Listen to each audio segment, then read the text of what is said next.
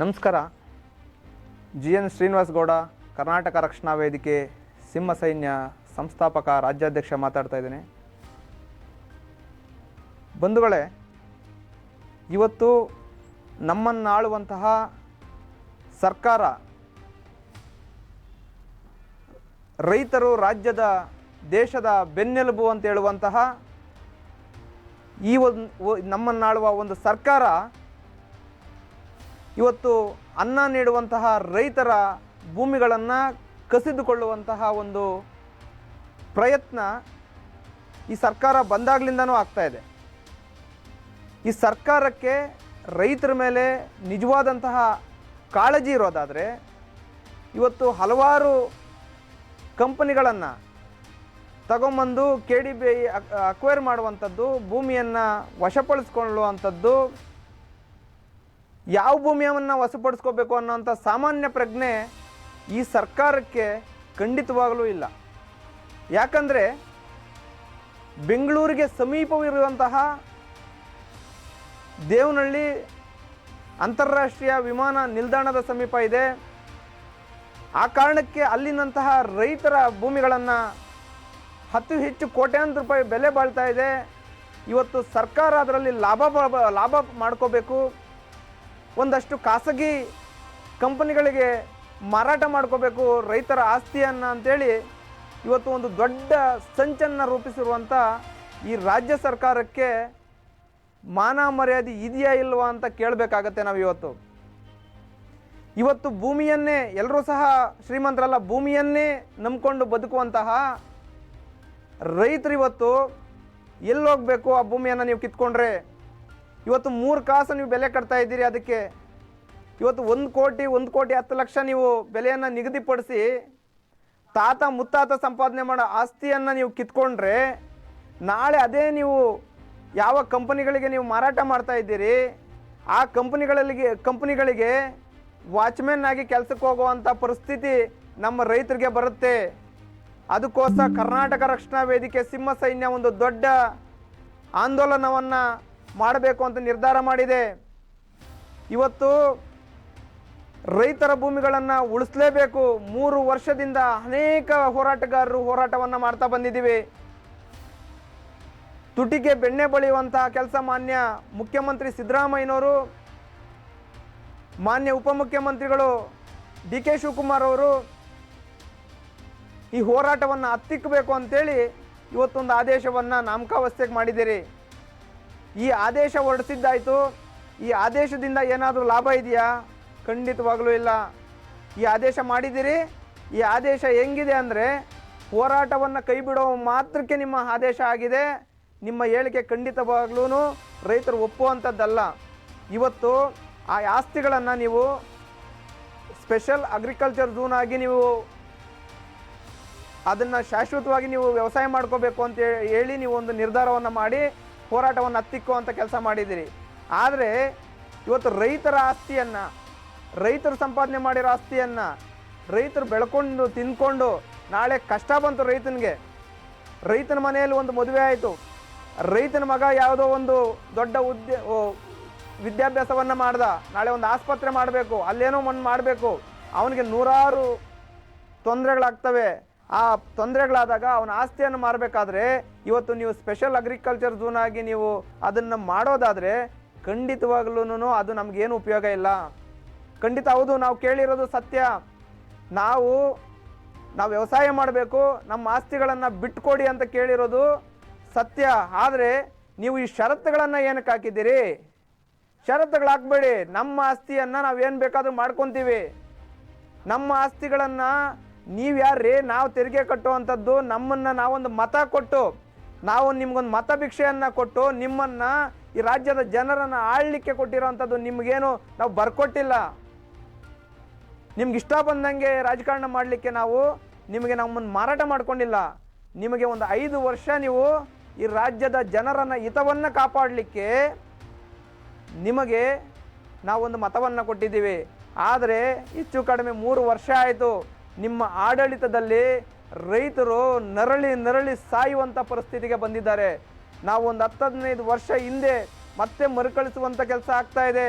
ಕುಮಾರಸ್ವಾಮಿ ಅವರು ಮುಖ್ಯಮಂತ್ರಿಗಳಾಗಿದ್ದಾಗ ರೈತರ ಸಾಲದಿಂದ ಅನೇಕರು ನೇಣಾಕೊಂಡು ಆತ್ಮಹತ್ಯೆಗಳನ್ನು ಮಾಡಿಕೊಂಡು ಸಾಯುವಂಥ ಪರಿಸ್ಥಿತಿ ಇತ್ತು. ಆ ಸಂದರ್ಭದಲ್ಲಿ ಆ ಪುಣ್ಯಾತ್ಮ ಆವತ್ತು ರೈತರ ಸಾಲವನ್ನು ಮನ್ನಾ ಮಾಡುವಂಥ ಕೆಲಸ ಮಾಡಿದ್ರು. ಅದೇ ಗುಂಡೂರಾವ್ ಅವರಿದ್ದಾಗ ಇವತ್ತು ನೆನೆಸಬೇಕಾಗುತ್ತೆ, ಸರ್ಕಾರ ಯಾವ್ದು ಬರ್ತಾ ಇರುತ್ತೆ ಹೋಗ್ತಾ ಇರುತ್ತೆ.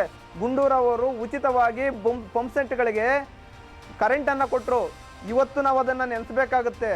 ಆದರೆ ಇವತ್ತಿನ ಸರ್ಕಾರ ಮಾನ್ಯ ಕನ್ನಡದ ಸಿದ್ದರಾಮಯ್ಯ, ನಾನು ರೈತನ ಮಗ ಸಿದ್ದರಾಮಯ್ಯ, ನಾನು ರೈತನ ಮಗ ಮುಖ್ಯಮಂತ್ರಿ, ನಾನು ಹಳ್ಳಿಯಿಂದ ಬಂದಿರುವಂಥದ್ದು ಹೇಳ್ತಿರಲ್ಲ ಮಾನ್ಯ ಮುಖ್ಯಮಂತ್ರಿಗಳೇ, ಉಪಮುಖ್ಯಮಂತ್ರಿಗಳೇ, ನೀವು ಸಹ ರೈತರ ಮಗ, ನಾನು ನಮ್ಮ ಅಪ್ಪಂದು 100 ಎಕರೆ ಜಾಗ ಇತ್ತು, ನಾನು ವ್ಯವಸಾಯ ಮಾಡ್ತಿದ್ದೆ ಅಂತ ಹೇಳ್ತಿರಲ್ವಾ? ಇದೇನಾ ನೀವು ರೈತರಿಗೆ ಕೊಡುವಂಥ ಕೊಡುಗೆ? ಇದೇನಾ ನೀವು ಕೊಡುವಂಥದ್ದು? ನೀವು ಇವತ್ತು 1-2 ಅಲ್ಲ, ಮಾತಾಡೋಕ್ಕೆ 1000 ವಿಚಾರಗಳಿದ್ದಾವೆ. ಇವತ್ತು ಒಂದು ರಸ್ತೆ ಅಗಲೀಕರಣ ಮಾಡೋ ವಿಚಾರಗಳಲ್ಲಿ ಈ ಕಡೆ ಬೆಂಗಳೂರು ಹೆಚ್ಚು ಕಡಿಮೆ 100 ಕಿಲೋಮೀಟರ್ ವ್ಯಾಪ್ತಿಯಲ್ಲಿ ಎಲ್ಲ ಆಸ್ತಿಗಳನ್ನು ಕಸಿಯುವಂಥ ಪ್ರತಿ ತಾಲೂಕಿನಲ್ಲಿ 1000 ಎಕರೆ ಭೂಮಿಗಳನ್ನು KDB ಅಕ್ವಿಜಿಷನ್ ಮಾಡಬೇಕು, ಆ ಕಂಪ್ನಿ ತರ್ತೀವಿ, ಈ ಕಂಪ್ನಿ ತರ್ತೀವಿ, ಈ ಅಭಿವೃದ್ಧಿ ಮಾಡ್ತೀವಿ ಅಂತ ಇದ್ದೀರಲ್ಲ, ಯಾರಿಗೆ ಲಾಭ ಇದು? ಸರ್ಕಾರಕ್ಕೆ ಲಾಭ.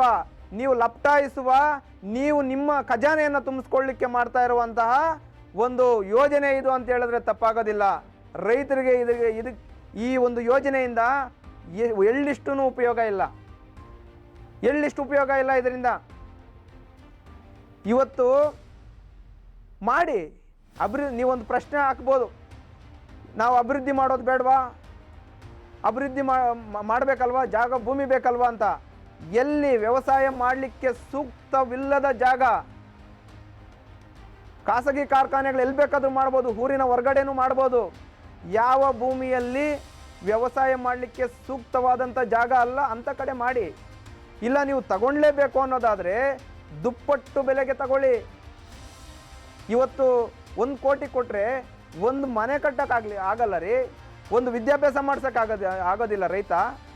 ಇವತ್ತು ರೈತ ಬೆಳೆದ್ರೆ ಮಾತ್ರನೇ ನಾವು ಜೀವನ ಮಾಡೋದು. ನೀವು ಸಹ ಊಟ ತಿನ್ನಬೇಕಾದ್ರೆ, ಹಾಲು ಕುಡಿಬೇಕಾದ್ರೆ, ನಿಮ್ಮ ಮಕ್ಕಳಿಗೆ ಬೆಳಗ್ಗೆ ಎದ್ದಿದ ತಕ್ಷಣ 1 ಲೀಟ್ರ್ ಹಾಲು ಬೇಕು ಗಟ್ಟಿಯಾಗಿ ಅಂತ. ಹಾಲು ಕುಡಿಬೇಕಾದ್ರೆ ರೈತನನ್ನು ನೀವು ಉಳಿಸ್ಕೋಬೇಕಾಗತ್ತೆ. ಇವತ್ತಿನವರೆಗೂ ಅನೇಕ ಸರ್ಕಾರಗಳು ಬಂತು, ಅನೇಕ ಸರ್ಕಾರಗಳು ಹೋಯಿತು, ಆದರೆ ಇವತ್ತವರೆಗೂ ರೈತನು ಬೆಳೆದಂತಹ ಬೆಳೆಗೆ ಬೆಂಬಲ ಬೆಲೆ ಕೊಡಲಿಕ್ಕೆ ಯೋಗ್ಯತೆ ಇಲ್ಲ. ಒಂದು ಪೆನಾಯಿಲ್, ಬಾತ್ರೂಮ್ ತೊಳೆಯೋ ಪೆನಾಯಿಲ್ಗೆ ಬೆಂಬಲ ಬೆಲೆ ಇದೆ, ಕುಡಿಯೋ ನೀರಿಗೆ 20 ರೂಪಾಯಿ ಬೆಂಬಲ ಬೆಲೆ ಇದೆ.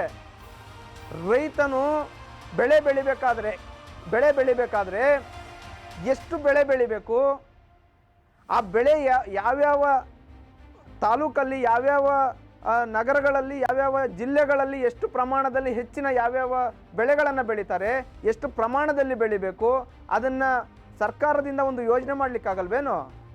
ನೀವು ಆ ಬೆಳೆಯನ್ನು ಬೆಳೆದಂಥ ಬೆಳೆಯನ್ನು ಸರ್ಕಾರವೇ ಯಾಕೆ ನೇರವಾಗಿ ನೀವು ಇಂಥ ಬೆಳೆ ತೆಗೀರಿ, ಇಷ್ಟು ಎಕರೆಯಲ್ಲಿ ನೀವು ಈ ಬೆಳೆಯನ್ನು ಹಾಕಿ ಅದನ್ನು ವಾಪಸ್ ನಮಗೆ ಕೊಡಿ, ನೀವು ಇಷ್ಟು ಎಕರೆಯಲ್ಲಿ ಇಷ್ಟು ಬೆಳೆಯನ್ನು ತೆಗೆದ್ರೆ ಇಷ್ಟು ನಿಮಗೆ ಆದಾಯ ಬರುತ್ತೆ ಅನ್ನೋ ಒಂದು ಸಣ್ಣ, ಬೇರೆದಕ್ಕೆಲ್ಲ ಮಾಡೋಕ್ಕಾಗುತ್ತೆ. ಕಂಪ್ನಿಯಲ್ಲಿ ಎಷ್ಟು ಲಪ್ಟಾಯಿಸ್ಬೋದು, 100 ಕೋಟಿ 1000 ಕೋಟಿ ಒಂದು ಟೆಂಡರ್ ಕರೆದ್ರೆ ಒಂದು 20-30% ನಮ್ಗೆ ಎಷ್ಟು ಬರುತ್ತೆ ಅನ್ನೋದು ಗೊತ್ತಾಗುತ್ತೆ. ರೈತರಿಗೆ ನೀವು ಉಪಯೋಗ ಮಾಡಲಿಕ್ಕೆ ಗೊತ್ತಾಗಲ್ವಾ?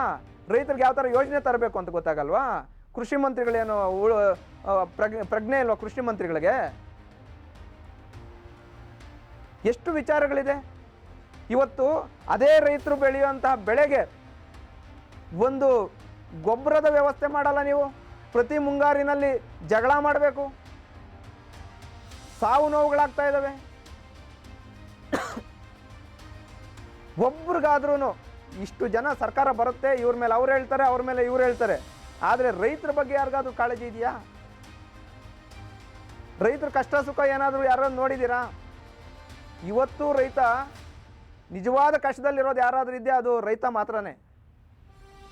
ರೈತ ಇವತ್ತು ಸಾಲ್ಗಾರನಾಗೆ ಇದ್ದಾನೆ. ರೈತ ಯಾವತ್ತು ಬೆಂಚ್ ಕಾರಲ್ಲಿ ಓಡಾಡಕ್ಕೆ ಆಗ್ತಾ ಇಲ್ಲ. ರೈತ ನೆಮ್ಮದಿಯಾಗಿ ಒಂದೊತ್ತು ಊಟ ತಿನ್ನಕ್ಕಾಗ್ತಾ ಇಲ್ಲ. ರೈತ ಒಂದು ಒಳ್ಳೆ ಬಟ್ಟೆ ಹಾಕೋಕ್ಕಾಗ್ತಾ ಇಲ್ಲ. ನೀವು ಮಾತ್ರ ಕೋಟ್ಯಾಂತರ ರೂಪಾಯಿ ಕಾರುಗಳು ಬೇಕು, ಕೋಟ್ಯಾಂತರ ರೂಪಾಯಿ ಮನೆ ಬೇಕು, ಸದಾಶಿವನಗರಲ್ಲಿ ಮನೆ ಬೇಕು, ಡಾಲರ್ಸ್ ಕಾಲೋನಿಯಲ್ಲಿ ಮನೆ ಬೇಕು ನಿಮಗೆ. ಕಡೆ ಪಕ್ಷ ಗುಡಿಸ್ಲಲ್ಲಿದ್ದೀವಿ, ದುಡಿಯೋಕೆ ರೆಡಿಯಾಗಿದ್ದೀವಿ ರೈತರು. ಆ ರೈತರಿಗೆ ಬೇಕಾಗಿರೋಂಥ ಸಾಮಗ್ರಿಗಳನ್ನು ಸಬ್ಸಿಡಿ ರೂಪದಲ್ಲಿ ಇಲ್ಲ ಕೈಗೆ ಎಟುಕುವ ಬೆಲೆಯಲ್ಲಿ ಇಲ್ಲ ಉಚಿತವಾಗಿ ಕೊಡ್ಬೋದಲ್ವಾ? ಯಾವ ಬೆಳೆ ತೆಗೆದರೂ ಸಹ ಕಡೆ ಪಕ್ಷ ರೈತನಿಗೆ ಎಷ್ಟು ಬೆಳೆ ತೆಗಿಬೇಕು, ಎಷ್ಟು ಬೆಳೆ ತೆಗೆದ್ರೆ ನನಗೆ ಎಷ್ಟು ಲಾಭ ಬರುತ್ತೆ ಅನ್ನೋಂತಹ ಒಂದು ಲೆಕ್ಕಾಚಾರನೇ ಇಲ್ಲ. ಜನ ಅರ್ಥ ಮಾಡ್ಕೋಬೇಕು. ಈ ಸರ್ಕಾರಕ್ಕೆ ನಾನು ಎಚ್ಚರಿಕೆಯನ್ನು ಕೊಡ್ತಾ ಇದ್ದೇನೆ. ರೈತರ ಭೂಮಿಗಳನ್ನು ಯಾವುದೇ ಕಾರಣಕ್ಕೂ ಕಸಿದುಕೊಳ್ಳುವಂಥ ಪ್ರಯತ್ನ ನೀವು ಮಾಡಬಾರ್ದು. ಮತ್ತೆ ನೀವು ಯಾವುದು ಸ್ಪೆಷಲ್ ಅಗ್ರಿಕಲ್ಚರ್